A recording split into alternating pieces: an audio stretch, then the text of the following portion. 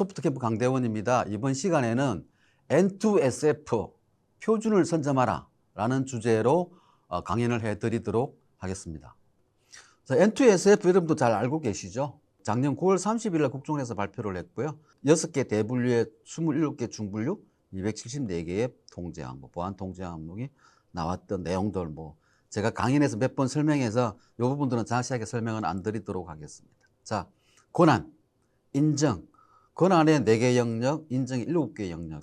굉장히 N2SF나 제로트러스는 다 마찬가지지만은 인정과 권한에 대해서 굉장히 많은 요구들을 하고 있다고 보시면 되겠습니다. 그 다음에 분리격리, 통제는 88개 항목이 들어있는 굉장히 많은, 그러니까 많은 부분들을 통제하라 이런 얘기들 들겠죠. 그리고 데이터, 정보자산, 특히 정보자산에는 이제 컴포넌트들을 관리해라 이런 내용들이 들어있습니다. 이 부분도 많이 설명을 드렸기 때문에 건너뛰고요. 오늘 이제 본격적으로 설명드릴 내용은 뭐냐면 N2SF 가이드라인 1.0의 그 부록 2에 보면은 정보 서비스 모델 해설서가 나와 있습니다. 거기에 11가지 모델이 있는데 지금 보시는 것처럼 1번부터 8번 모델은 초안에도 나왔던 그런 모델이죠. 그죠? 근데 여러분들 잘 한번 살펴보시면 2번, 3번, 4번, 6번, 7번은 사실 동일한 구조입니다.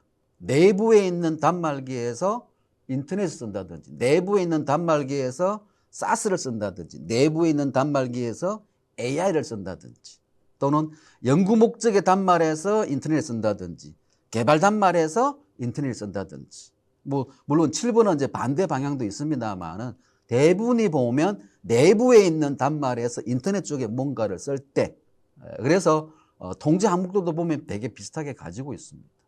그래서 5번하고 8번은 조금 다른 모델이 되겠지만은 이 5가지 모델은 거의 동일하다라고 설명을 드릴 수가 있겠습니다. 그리고 9번, 10번은 이제 9번은 모바일, 10번은 무선이니까 오늘 주제에서 벗어나니까 제가 설명을 생략하도록 하겠습니다. 자, 11번.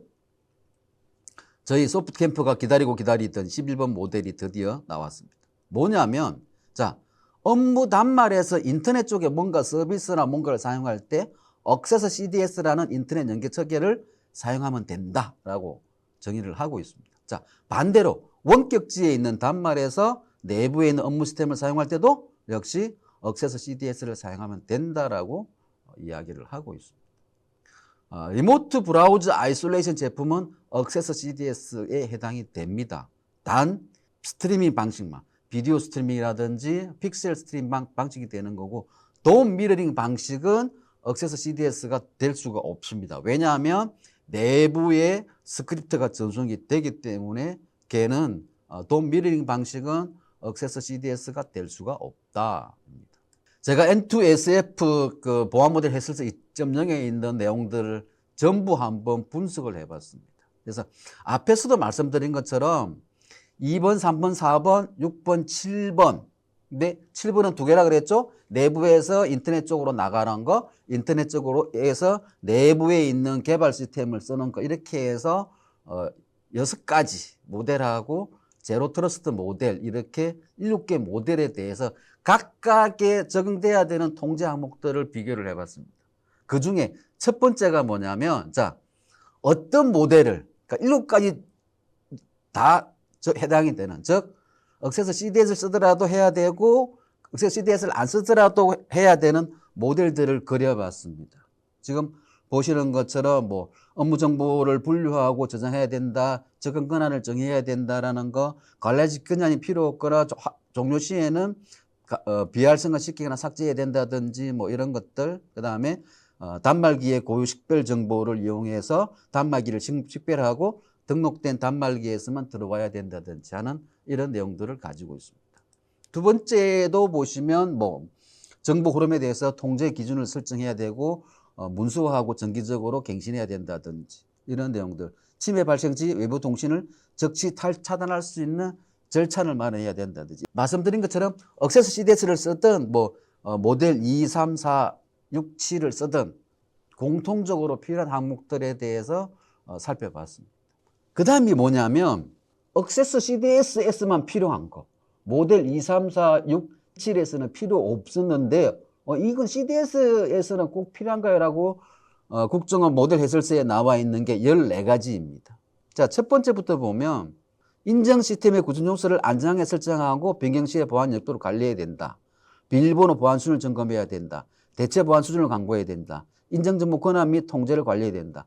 정보 시스템 운영 관리 기능의 포출을 제한해야 된다. 도메인 간 정보 흐름을 검증해야 된다. 뭐 성인용 CDS 된다. 이런 것들에 대해서 저희 소프트 캠프의 실드 게이트의 기능으로 다 된다라는 거죠. 말씀드린 것처럼 앞 시간에는 제가 잠깐 말씀드린 것처럼 저희 실드 게이트에는 ICAM 기능이 기본으로 탑재가 되어져 있습니다. 그래서 인증이나 권한 관리들은 ICAM에서 다 처리할 수 있다라는 거. 그 다음에 저희는 그 일회용 컨테이너에서 화면을 비디오 스트리밍으로 전송한다라는 거. 뭐 이런 것들이 쭉 다 해결해서 14가지 모두를 적용할 수 있다라고 말씀을 드릴 수가 있겠습니다. 뭐 이 부분들에 대해서 나중에 질문이 있거나 뭐 의문점이 있으면 언제든지 저한테 연락을 주시면 조금 더 상세하게 설명을 드릴 수가 있겠습니다. 그 다음 액세스 CDS를 쓰면은 즉 소프트 캠프 실드 게이트를 쓰면 안 해도 되는 기능들이 자그마치 61개나 됩니다. 관리자, 승인, 외부 신원 검증 수용, 공개된 식별자의 계정 사용 금지 등등, 비밀번호 기반의 인증, 소유 기반의 인증, 운영체계 기반의 분리, 소프트웨어 기반의 분리, IP 체계 분리 등등등등등 안 해도 됩니다. 지금 보시면은 뭐 정보 전송 방식을 제한해야 되고 데이터 전송을 차단해야 되고 전용 통신망을 구성해야 되고 연결 접점을 제한해야 되고 뭐 개인 식별 정보를 보호해야 되고 이런 것들 하실 필요가 없습니다. 그렇게 보록2에 나와 있습니다. 자, 더 보시면 뭐 네트워크 세션 관리라든지 세션 감사 및 로고라든지 비인가 무선망 접속을 차단해야 되고 뭐 해야 되고 뭐 해야 되고 이런 것들 말씀드린 것처럼 액세스 CDS를 써서 내부 단말에서 인터넷 쪽으로 뭔가를 한다 그러면 이런 것들은 필요가 없다라는 거죠. 아니면 기존 모델을 하려고 그러면 EDR 깔아야 되고 NAC 깔아야 되고 SDP 해야 되고 PAM 해야 되고 뭐 설치형 ICAM 가야 되고 굉장히 해야 될 것들이 많다라고 말씀을 드릴 수가 있습니다. 다시 한번 보시죠. 정보 연결을 위한 CDS 구성의 보안 요구사항 및 보안 대책 가이드 1전에 있는 내용을 그대로 가져왔습니다. 여기에 보면 비인가 접근 차단, 데이터 접근 제어, 네트워크 제어, 인증정보 보호, 보안성 유지, 운용 관리 이렇게 6개만 지키도록 되어져 있습니다. 특히 보시면은 액세스 CDS를 쓰면은 단말기에 대한 뭔가를 할 필요가 없어요. 인증된 승인된 단말기에서만 들어오면 되는 거지 그 단말기에서 네트워크를 재야 된다, 단말기에서 뭔가를 해야 된다 이런 내용들이 없습니다. 조금 더 자세하게 살펴볼까요? 보시면은 비인가 접근 차단, 계정관리 자동화, 동적 계정관리, 계정상태 모니터링, 계정 자동 비활성화, 계정 자동 로그화 등등등등이 있습니다. 저희 ICAM하고 제로트루 정책으로 다 처리할 수가 있습니다. 그 다음에 데이터 접근 제어, 도메인과 정보 흐름 통제, 검증 기반 릴레이 시스템 적용, CDS 운영 정책 수립 다 가능합니다. 세 번째, 네트워크 제어. 네트워크 격리되냐? 우리 알베가 네트워크 격리되는 거죠. 흐름을 동적으로 통제할 수 있고 필터링 규칙이 적용된 통제 흐름을 가지고 갈 수 있느냐? 화이트리스트 기반의 통제가 되느냐 등등 다 가능합니다. 인증정보 보호, ICAM이 있으니까 이건 뭐 당연한 이야기인 거고요. 두 번째, 보안성 유지들. 정보 시스템의 권한을 정의하고 관리자 권한을 제어하고 뭐 기타 등등들. 참고적으로 제가 노란색 바탕을 한 거는 관리적 항목입니다. 하얀색은 기술적 항목인 거고 노란색은 관리적 항목이어서 보시면은 M이 다 붙어 있는 게 노란색입니다. M이 안 붙어 있으면 흰색 바탕이고요. 그래서 보시는 것처럼 이 액세스 CDS를 통한 연계 모델 11번이 내부망에서 인터넷 쓰거나 인터넷에서 내부망을 쓸 때에도 61개 보안 통제 항목을 지키라고 되어 있는데 다 지킬 수가 있습니다. 저희가 2025년도에 N2SF 실정 사업으로 2개의 기관에 실정을 했습니다. 그래서 지금 현재 뭐 이달에 실시할 거라고 알고 있는데 국정원의 보안 적합성 검증을 대기 중입니다. 그래서 보안 적합성만 검증되면은 아마 공공기관에 이 모델로 제한이 될 거라고 생각하고 있습니다. 사업명은 국가공공기관 대상 국가망 보안체계 시범 실증이었고요. 발주처는 키샤였습니다. 작년 9월에 시작해서 12월 달에 끝났고요. 자, 첫 번째 하나 수요기관이 뭐냐면 지식재산처, 옛날에 특허청입니다. 이 특허청은 내부에 있는 업무용 PC VDI 온북에서 5대 생성 AI를 쓰고 그 다음에 일반 인터넷하고 위포라는 세계 지식재산권 기구를 내부망에서 망분리된 상태에서 쓰겠다는 요구사항이었습니다. 그래서 DMZ 존에 저희 실드 게이트가 들어가서 인정 권한 관리, 접속 정책 관리, 접속 이력 관리, 검사 차단 기능을 다 수행을 했고요. 이 특허청에서 요구했던 것은 생성형 AI 프롬프트 로깅, 물론 출력되는 것까지 로깅되는 내용들, 그 다음에 프롬프트 내 텍스트를 검사를 해서 이상한 텍스트가 들어있으면 차단하는 거, 첨부 파일도 마찬가지, 그 다음에 URL 필터링하는 기능들, 사용자 로고를 CM으로 전송을 해서 이상 징후를 분석할 수 있도록 하는 그러한 요구사항이었습니다. 잘 구축돼서 지금 현재 말씀드린 것처럼 보안 적합성, 국정원 보안 적합성 검증 대기 중이고요. 특이한 건 보면은 AI용 게이트웨이가 따로 들어가서 AI 통신은 다르게 걸러서 로깅을 하도록 하는 그러한 기능들을 제공을 하고 있습니다. 그 다음에 두 번째는 뭐냐면 외부에 있는 아까 그 모델 11번 CD에서 나와 있는 내부에서 외부로 나갈 때, 그 다음에 외부에서 내부로 들어올 때인데 이게 두 번째 모델입니다. 외부에서 재택이나 외부에 있는 온북에서 내부로 접속하는 그런 모델인데요. NST라고 국가과학기술연구회입니다. 각 연구회들의 예산을 관리해주는 기관들인데요. 재택이나 온북에서 내부 기관에 있는 업무 시스템, 뭐 그룹웨어나 이런 것들을 사용하는 모델이고요. 역시 작년 연말에 구축이 완료돼서 지금 국정원의 보안성 검증 대기 중에 있습니다. 마찬가지로 국정원의 보안 적합성 검증이 완료되면은 이 모델로 앞으로 공공기관이나 이런 단체들에 적용이 될 것 같습니다.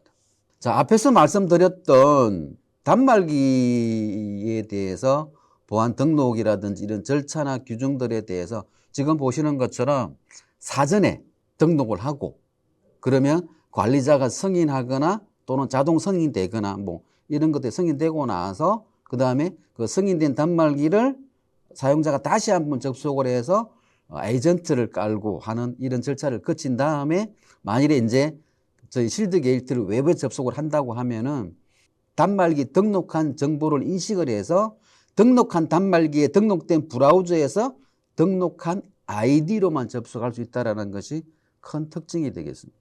그래서 등록되지 않은 단말기는 내부 업무 시스템에 접속할 수도 없도록 하는 그러한 제로 트러스트 모델도 적용 가능하다라고 말씀을 드릴 수 있겠고요.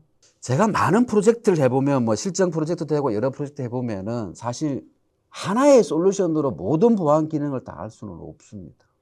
그래서 타사에 있는 다양한 보안 솔루션들하고 결합을 시켜야 되는데 API하고 연동을 해야 되는데 이게 무지무지 어려워요. 그나마 외국계 제품들은 API들이 좀 표준화되어 있고 단순화되어 있는데 한국은 왠지 모르게 표준화하고 조금 덜 되어 있는 느낌? 각사마다 독특한 그러한 특색을 가지고 있는 그런 경우도 있어서 저희도 처음에는 API 연동하는데 굉장히 많은 에러를 겪었습니다.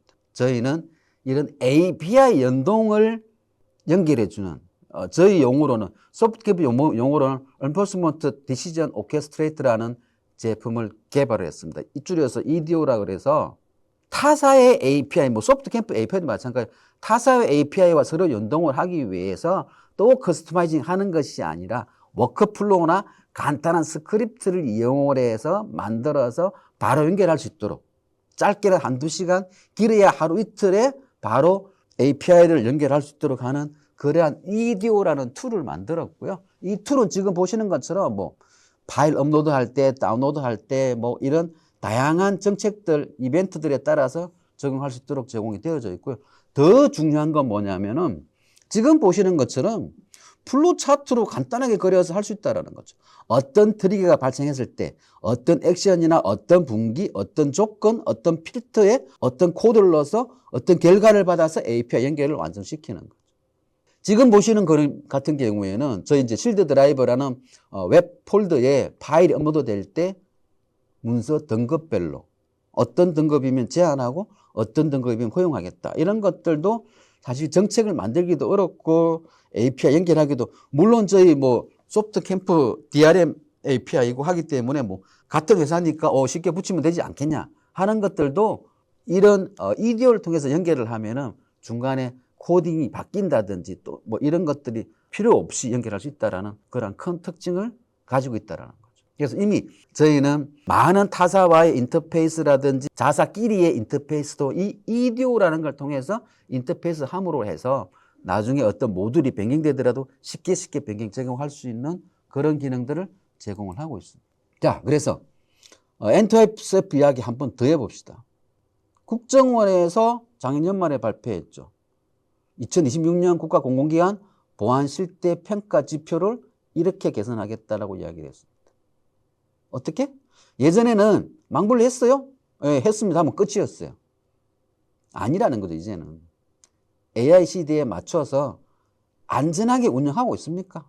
왜? 망불로 해놓고 막는 게 솔루션 다 썼거든요. 이제 그러면 안 된다라는 거죠.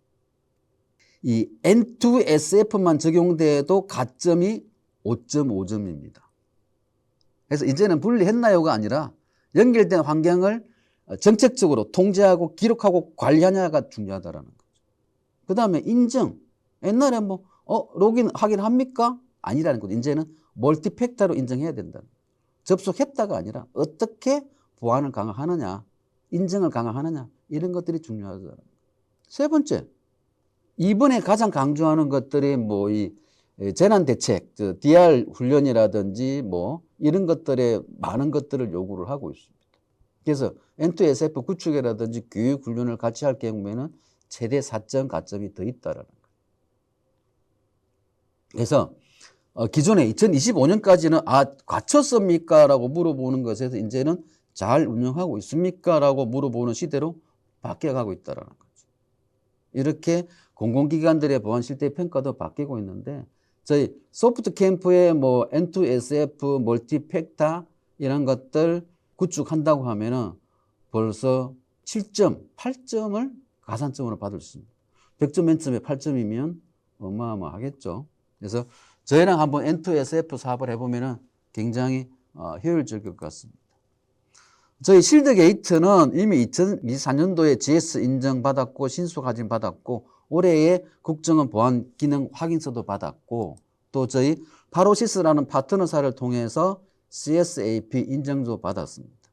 그래서 여러분들 기관들이 이 실드 게이트 RBI를 쓰는데 전혀 문제가 없도록 N2SF가 많은 기능들을 제공하고 있습니다. 오늘 강의는 여기를 마치겠습니다. 감사합니다.